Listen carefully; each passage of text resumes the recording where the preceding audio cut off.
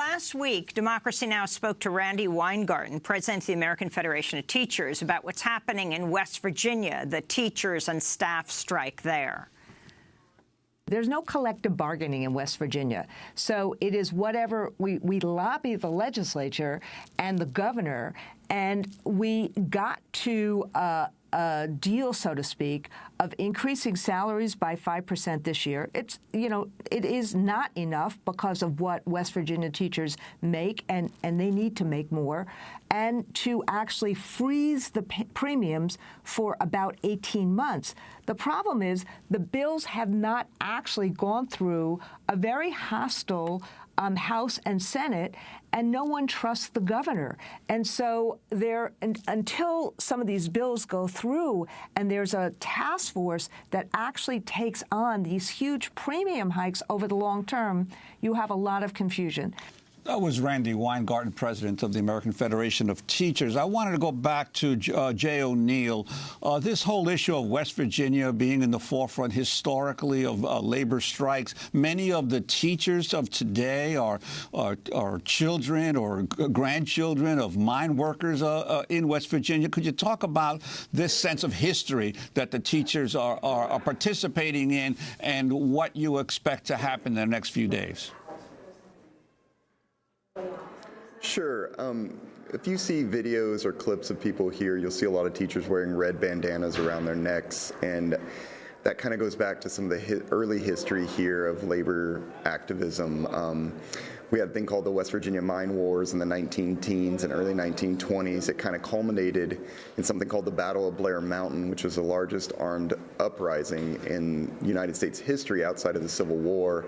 A lot of the miners then wore red bandanas around their necks, and some people think that's where the term redneck came from. So you're seeing that memory here and that coming up again. And as it was kind of hinted earlier, almost every West Virginian knows somebody who's been on strike: parents, grandparents, friends, aunts, uncles, just somebody. So it's a rich history here, and people know what it means to be on strike. As far as what happens next, basically we have an executive order from the governor for a task force for our insurance. So as Randi Weingarten said, we're hopeful that they can get the costs under control. The biggest issue right now is the 5% raise. The Senate lowered it to 4%. The House said, no, we still want 5%. And the governor said he supports 5%. So we're waiting on a conference committee right now. It could be meeting any time to try to iron that out and hopefully give us the 5%.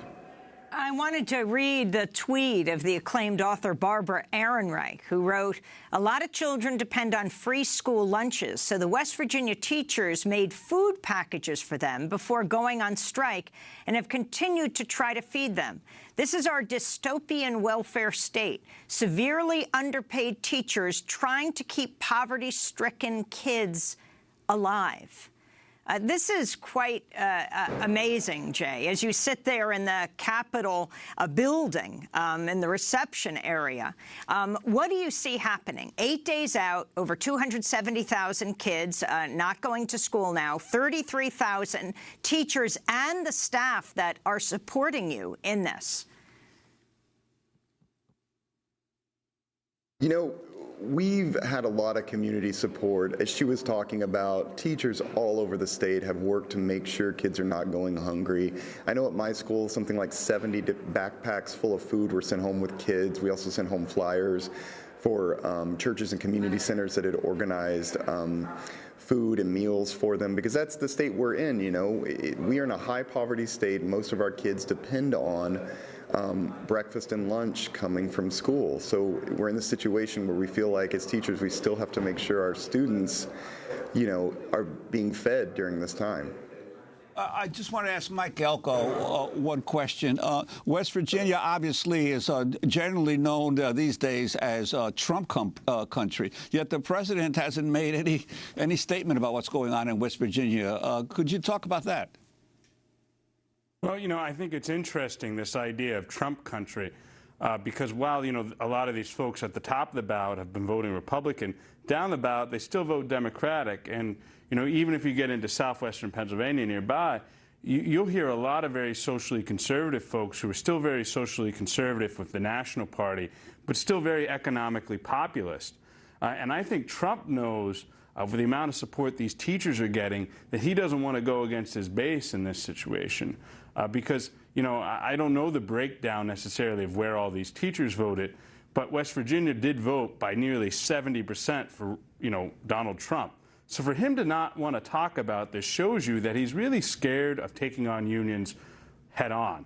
You know, he's obviously taking on unions in a backdoor approach at the NLRB and in Congress and in other ways.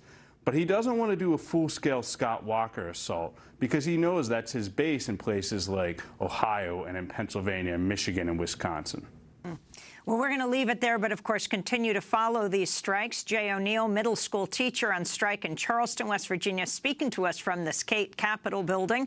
Mike Elk of Payday Report will link to your reports, and Priya Gopal speaking to us from Cambridge, a university lecturer there who is on strike, a member of the University and College Union. This is Democracy Now! When we come back, last night, the Oscars.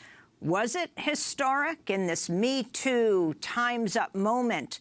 6 women win awards, 33 men. We'll be joined by the founder of Oscars So White. Does that continue to be true? And more. Stay with us.